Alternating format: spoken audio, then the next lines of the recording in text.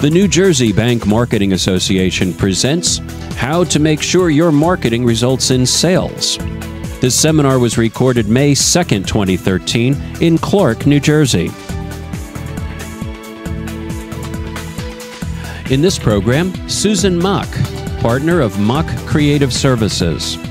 At the lectern to introduce Ms. Mach is Jeffrey Horn from the New Jersey Bank Marketing Association. So, continuing on with today's event, Susan Mach is a communications trainer, coach, and strategist who works with the board with a broad array of clients, including executives and staff. She is a partner in Mach Creative Services, a woman-owned, full-service communications firm. Clients include AT&T, General Electric, Lucent Technologies, New York Life, Prudential, Siemens, Spring, Toyota, IBM, and Time Warner. Susan has a Bryn Mawr College PhD. While at Bryn Mawr, she won the Whiting Fellowship for her dissertation research in Paris, and I won't be able to say the city in France, but another city in France, pardon me, Toulouse, thank you. I meant to ask you that before. Her I'm from the beach. Her dissertation analyzes the economic, cultural, social and political forces shaping French public opinion before World War I. She also won the Max Ritter Award for her work on political issues. She has extensive corporate experience. For 10 years, she was public relations manager at AT&T headquarters, where she developed expertise in media relations, employee communications, annual reports, publications, executive speech writing, public policy, and global mergers and acquisitions. AT&T won the Malcolm Baldrige National Quality Award when she was head of consumer affairs. She was AT&T's public relations manager on innovative project known as Africa One, a multi-career global consortium that built the leading-edge communication network for a continent. She helped build the bipartisan consensus leading to the passage of the Telecommunications Act of 1996. Susan's also a part-time professor in leadership and management, communication at top metro New York business schools that include NYU Stern School of Business, Rutgers School of Business, and the City University of New York. She teaches MBA students from all over the world how to communicate at work. She provides career communication coaching to executive MBAs. She works with corporate business resource groups, including the Women's Association of Verizon Employees, Women in Defense at Picatinny Arsenal, Women at Medco Health Care Solutions, Inc., and the Women's Leadership Initiative at Johnson & Johnson. She has finished more than 40 half marathons and is a member of the New York Runners Club and Appalachian Mountain Club. She recently won a grant from Rutgers University to train advanced students in Sweden. Please welcome Susan.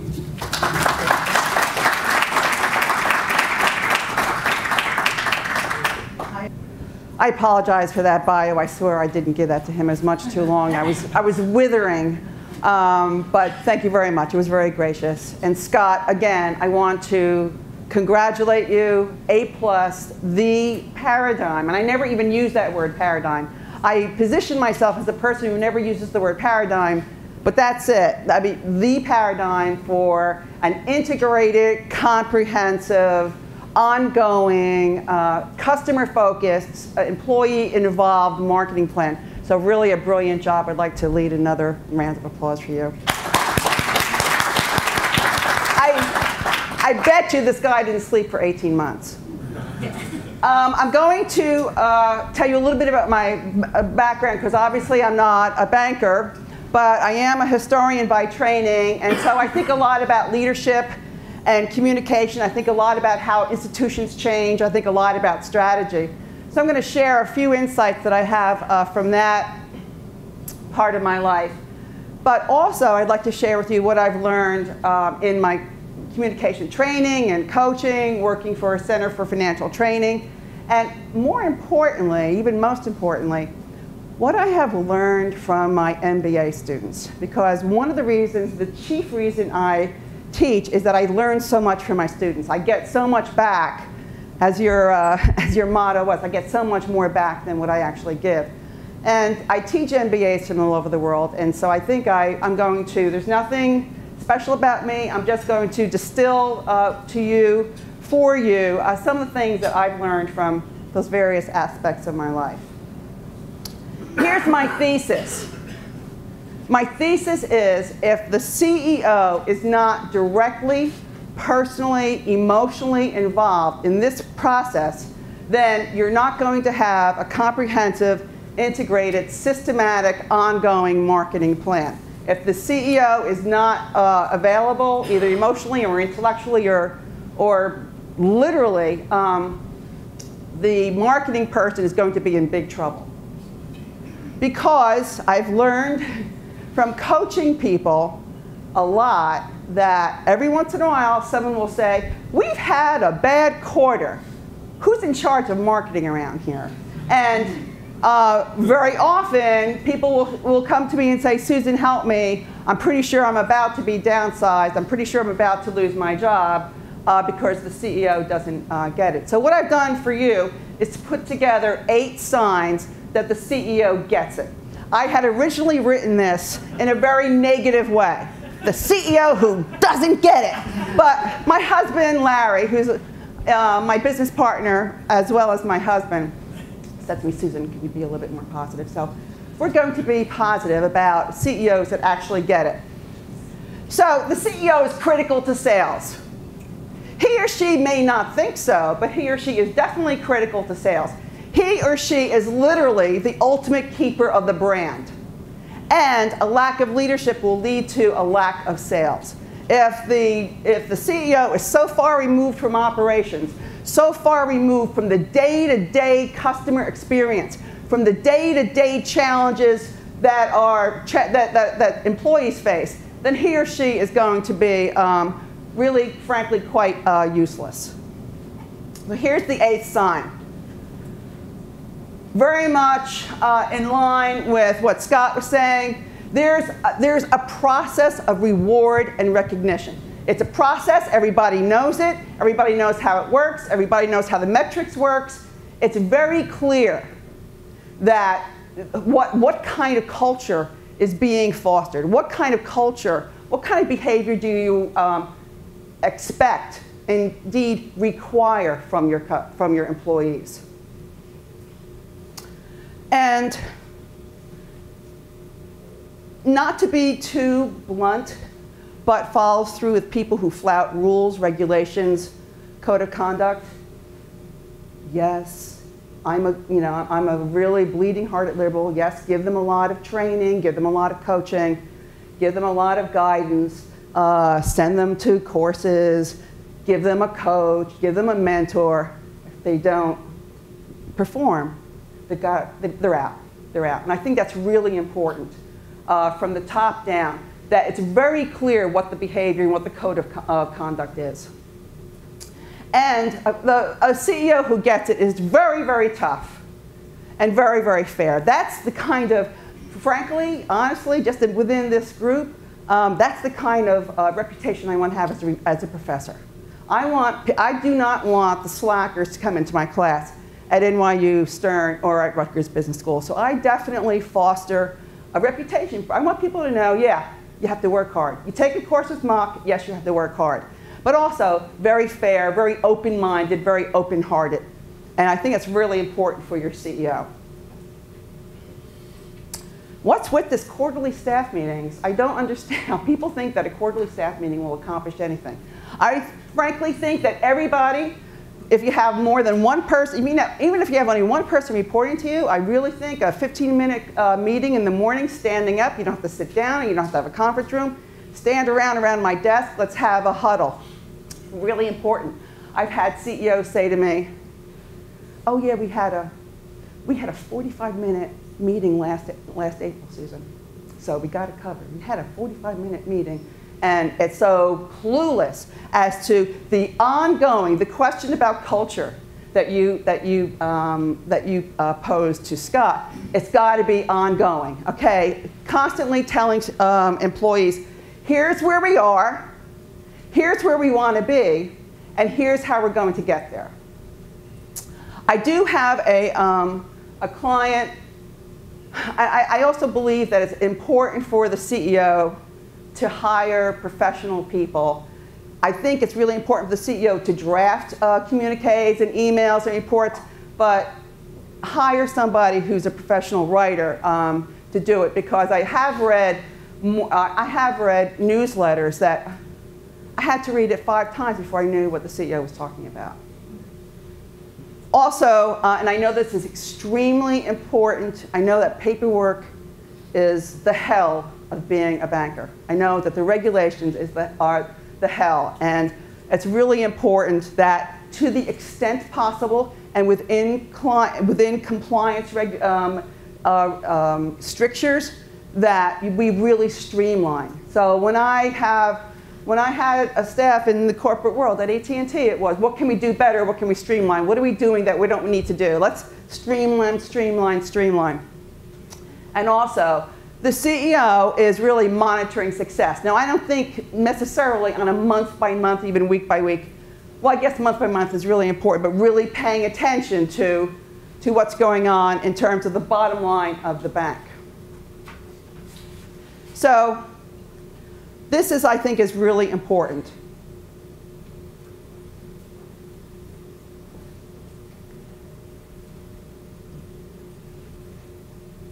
Okay, number 6. The CEO leaves the executive suite. She is not hiding behind the big mahogany desk. She's actually leaving the office, leaving carpet land, and doing things that anybody who knows anything about marketing knows how to do, and that is insist on an external perspective. We all know, we've all worked for big organizations with lots of hierarchy.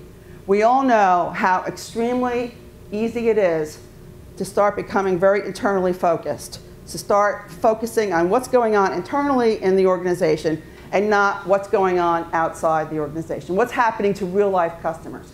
What are their challenges? Connect with the community. I worked with a CEO who was unaware that he had a rather large pocket of Mandarin-speaking consumers in his territory. Walks the neighborhoods, supports local restaurants, and also, not only locally, but thinks globally.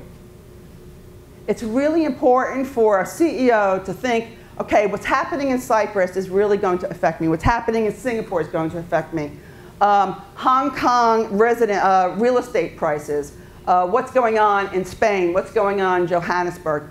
It's very important to think outside the neighborhood and also to literally be in the neighborhood and really have the excitement and the cultural diversity that is our state, and to really understand what's going on. The U.S. Census is a very, very important marketing tool, and I'm sure you know this. At AT&T, we pored over those numbers. We pored over the neighborhood statistics. We really made sure we understood what was going on. In New Jersey, in the census of 2010, the big trend was people were moving south and to the shore. And I wonder to some extent, to what extent, a number of us were talking about the impact on our state from Sandy, and the impact on of our economy. So a smart CEO is going to pay attention to the census 2010 statistics, but also is going to is following issues and trends. What are the issues and trends that are affecting our workplace? What are the issues and trends affecting our customers? I'm also a little bit surprised at how many bankers don't, and when I teach for Center for Financial Training, I really talk to people about the importance of American banker. There is truly a diversity, a rich diversity of opinion about the challenges facing the industry as a whole. And it's extremely well written, and it's free. I don't subscribe to anything that, it doesn't cost you anything to get headline news every morning on American Banker. And again, as I tell my students when I'm teaching business writing, copy from them. This is excellent writing. They're hiring really, really good people, and they've got I think, a very balanced view. As I said before, a diversity of view as to what is going on in our industry.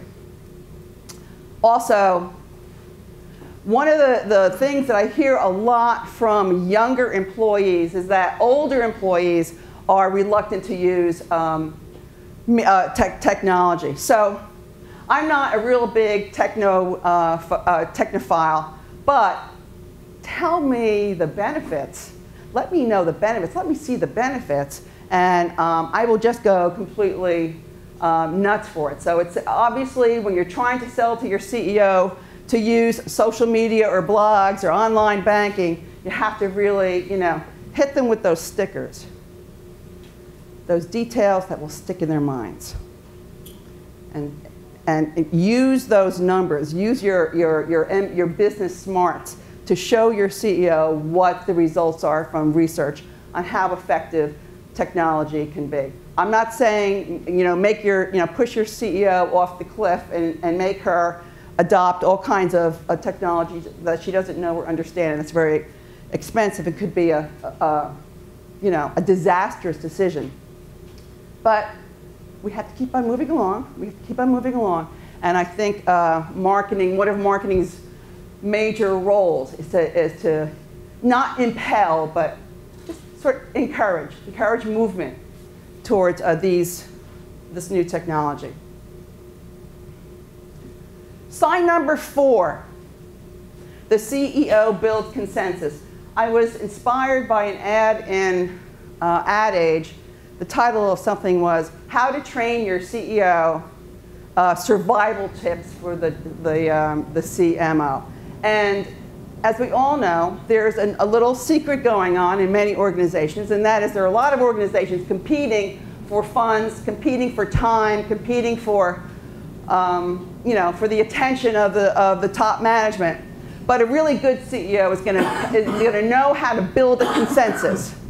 Not everyone has to agree. Not everyone has to drink, well, maybe just drink the Kool-Aid, but not everyone has to go in lockstep.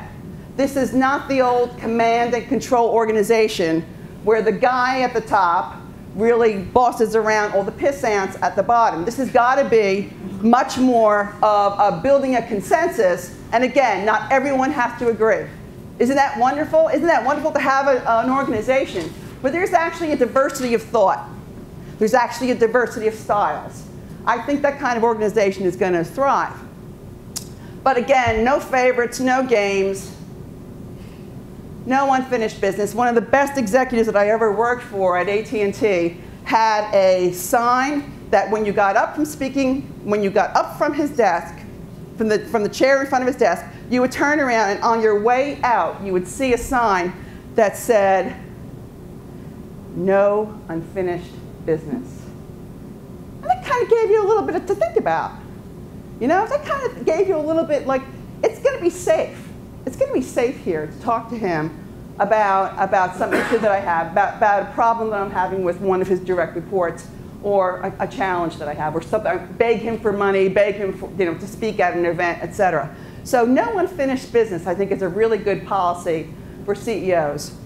And I think leaders really insist, a really good leader really insists that there be no unfinished business. No tolerance for petty infighting. I usually don't like modifiers, but I had to put petty there because obviously there's going to be good, healthy competition in a healthy organization. There's going to be a lot of diversity, a lot of argument. I don't agree with you. Here's why you don't agree with me. And then we all help our CEO build the consensus. And so there's no bitter, petty, stupid infighting between advertising and public relations. I know I was in public relations at AT&T. I was constantly saying, no, you can't do that. Think about the headlines. No, the New York Times is going to call me. No, Wall Street Asia is going to call me. We can't say that. We can't do that. But it was when I worked for AT&T, it was the strongest brand on earth. And it was, to my annoyance, but I have to say, in retrospect, I really respect it, very coordinated, very carefully coordinated. What are the messages? What we were saying to the FCC was the same that we were saying to consumers, which was the same that we were saying to global business customers. So there was a lot of input, a lot of consensus building, but very coordinated. And I think that a good CEO, a good leader, is going to operate like that.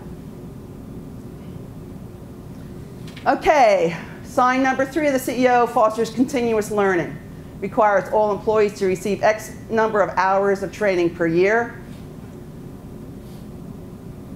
When I was at AT&T, we had to have 40 hours of training a year. And God forbid you didn't make that 40 hours. It had to be really serious training. Nothing that was flimsy or anything like that. And a lot of bank employees, because I am in contact with so many bank employees, the nicest people in the world. I mean, I've yet to meet a bank employee who's not basically an extremely nice, gracious person. And I say to them, you have to be. Because if we don't trust the banks, all is lost. If we don't trust the banks, that's the end of us. That's the end of our society. I mean, think about what happens if people start thinking, as many have already begun, not to trust the banks, which is definitely one of the challenges we face, because we are being besmirched by what's going on in bigger banks. And also, a CEO also invests in her or his continuous learning, gets coaching, wants to work maybe on her public speaking, maybe wants to work on time management, but the CEO definitely also recognizes the importance for continual growth and learning. All right, here's one of my as a historian, I really am constantly glomming on to heroes, and the more I know about people, the more I really like to learn from them. And I think this is an extremely good quote.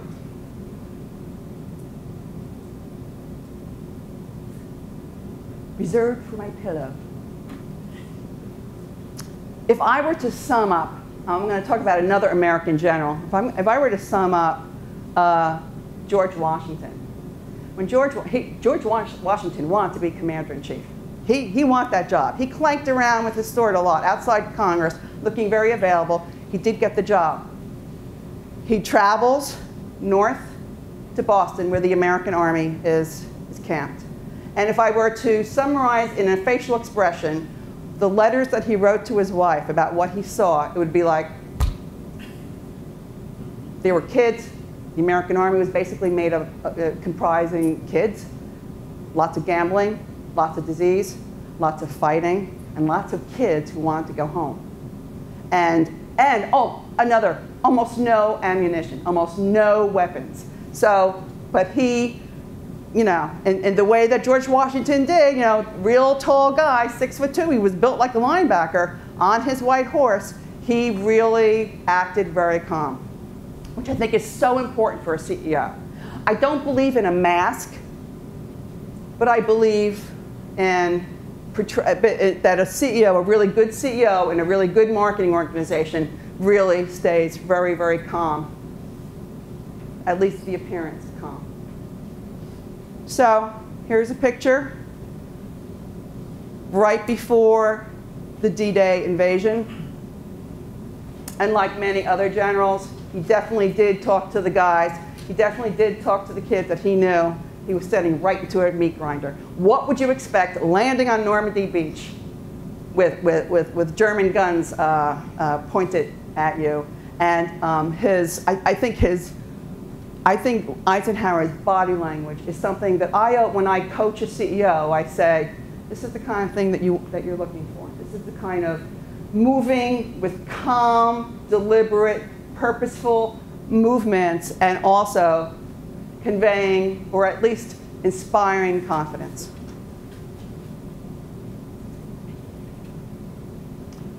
I know a young venture capitalist who is extremely a young man of undoubted integrity and ethics. Somebody who is really a good person, is not out to rape and pollute the countryside, actually wants to make money, of course, he's a venture capitalist, but wants to invest in many, many New Jersey localities. And when I told him, we had breakfast the other day, when I told him that I was having, that I was going to be speaking about CEOs, he said, please make them stop whining. Because I have also worked in a very, very highly regulated industry that was very dynamic, lots of mergers, lots of acquisitions, characterized by a lot of security breaches, lots of breakdowns in systems, lots of fraud, lots of homeland security issues. So I can't say that I haven't walked in the sandals, in the moccasins of a CEO, but really, you have a fabulous lobby down in DC, just a fabulous. I know that we were afraid of it when we launched the credit card. The banking lobby is really doing quite well, and I realize that banks have tremendous challenges, but whining will accomplish nothing. Okay, this is number one. The CEO recognizes that leadership is not a popularity contest.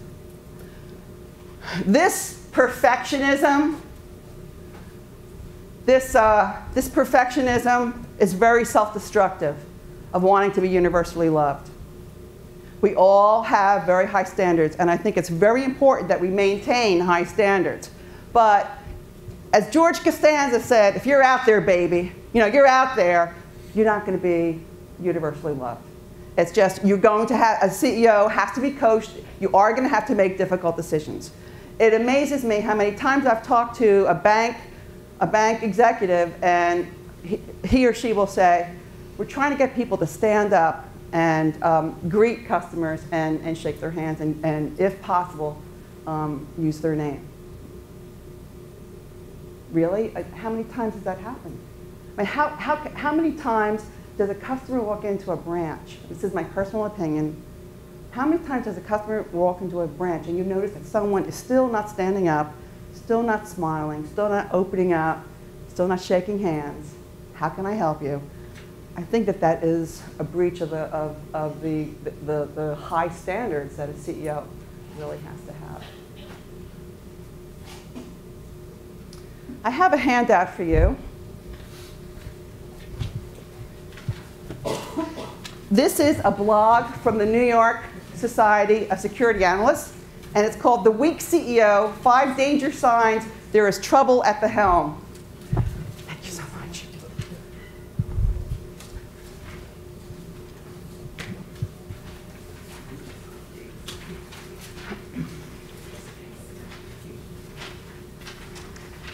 This is a very good, this Financial Professionals post.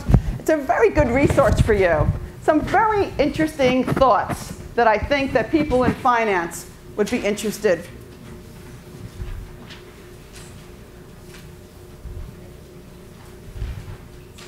Please take a second to look at it. It's a blog, so it can't be too long.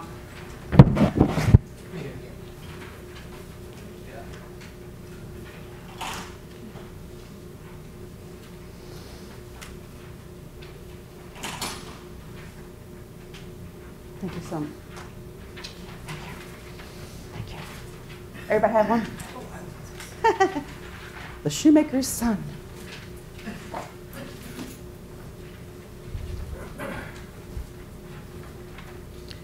When you get a chance, I know that you're super, super busy. When you get a chance, would you email me and tell me what you think about this? Because I think when this is written for people who write investment reports. And one of my arguments in this blog is if you are writing an investment report about whether or not to invest in a company, take a very serious look at the CEO. And that is too often missing in investment research reports. Some very quick examples of CEOs who are very involved in marketing.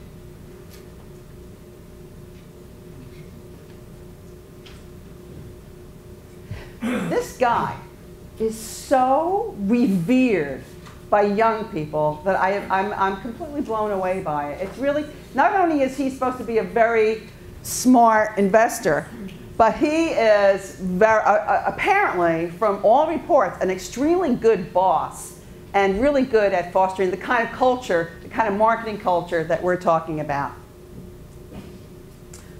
Unfortunately, I think that a lot of boards should be paying a little bit more attention to what's going on. And so I'd like to leave you with this thought. Peter Drucker, someone who I admire tremendously, not perfect and a bit of a prig in some ways, but Peter Drucker said that business exists for only one reason, and that is to find new customers. He said there's only two ways to find new customers. Number one is innovation, and number two is marketing. Everything else is an expense. So when next time they tell you, you're too expensive, you know, this is, I think it's really important for us to remember Peter Drucker's words. So thank you very much. I'm honored to have been in this august company. Thank you.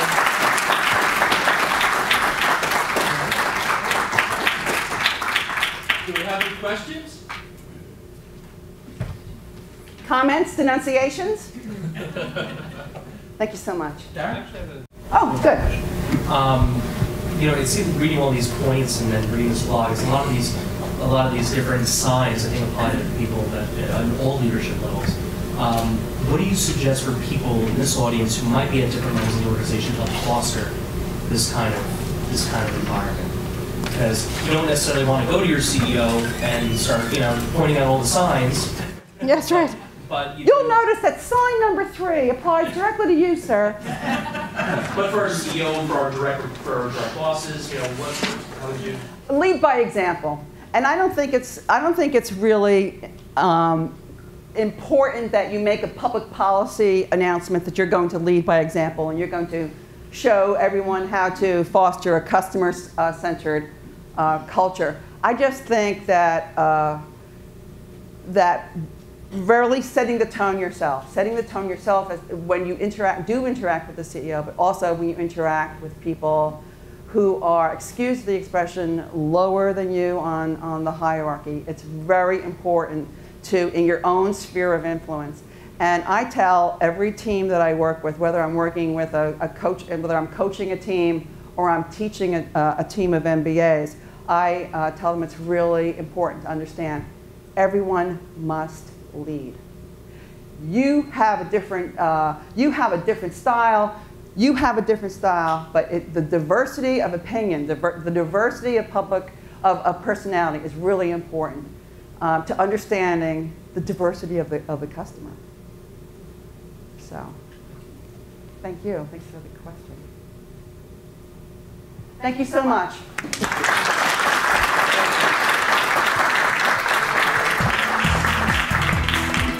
We hope you enjoyed this presentation from the New Jersey Bank Marketing Association. For more information, visit njbankmarketing.com.